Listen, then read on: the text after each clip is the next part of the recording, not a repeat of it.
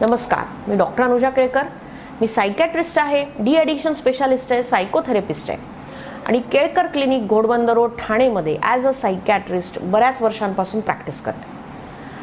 आज आपण जाणणार आहोत निगेटिव्ह इमोशन्सबद्दल. बरेच लोक मला विचारतात की डॉक्टर आम्हाला खूप निगेटिव्ह इमोशन्स येतात, आम्हाला रडू येतो, आम्हाला मध्येच राग येतो, आम्हाला समजत नाही की हे ओव्हरकम कसं करायचं. How to overcome negative emotions हे आम्हाला सांगा. तर मी तुम्हाला काही स्टेप्स सांगते ज्यांनी तुम्ही हे निगेटिव्ह इमोशन्स ओव्हरकम करू शकता. सगळ्यात पहिले, अंडरस्टँड युअर इमोशन. म्हणजे तुम्हाला सध्या काय निगेटिव्ह इमोशन येते. मला उदास वाटतंय, मला राग येतोय, मला रडू येतंय, मला भीती वाटतेय, मला अपराधी भावना येते, किंवा म्हणजे त्याला म्हणतो आपण गिल्ट, की मला आता लाज वाटतेय स्वतःची. जे काय वाटतंय ते पहिले अंडरस्टँड करा. दुसरं की ॲनलाइज करा. म्हणजे मला आता लाज वाटतेय, कोणत्या गोष्टीची लाज वाटतेय, काय घटना घडली की ज्याच्यामुळे मला लाज वाटतेय. जर मला भीती वाटतेय तर मला का भीती वाटतेय, काय गोष्ट अशी घडली की मला त्याची भीती वाटतेय, हे ॲनलाइज करा.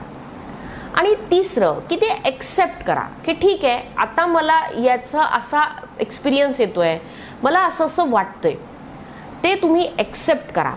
ॲक्सेप्टन्समुळे ना बऱ्याच गोष्टी, जसं मी म्हणते माझ्या बऱ्याच व्हिडिओजमध्ये म्हणते की ॲक्सेप्टन्स जेव्हा असेल ना गोष्टींचा, तेव्हा ते सोपं होतं समजून घ्यायला.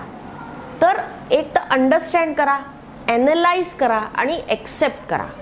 त्याच्यानंतर जे पण तुमचं इमोशन आहे ती टेम्पररी आहे.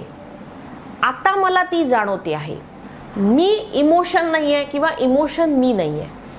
ही फक्त सध्याचा माझं फिलिंग आहे, माझी इमोशन आहे आणि ही काही वेळानंतर चालली जाईल. हा टेम्पररी फेज आहे माझ्या आयुष्यात आणि हा थोड्या वेळात निघून जाईल. तर हे तुम्हाला समजून घेणं गरजेचं आहे. मला आत्ता असं वाटतंय, थोड्या वेळाने मे बी मला आनंद पण वाटेल दुसऱ्या गोष्टींनी. तर हे समजून घेऊन, अंडरस्टँड करून पुढे जाणं गरजेचं आहे. त्याचबरोबर जे पण काही इमोशन आहे ते समजून घेणं गरजेचं आहे आणि त्याचं सोल्युशन शोधणं गरजेचं आहे. धन्यवाद.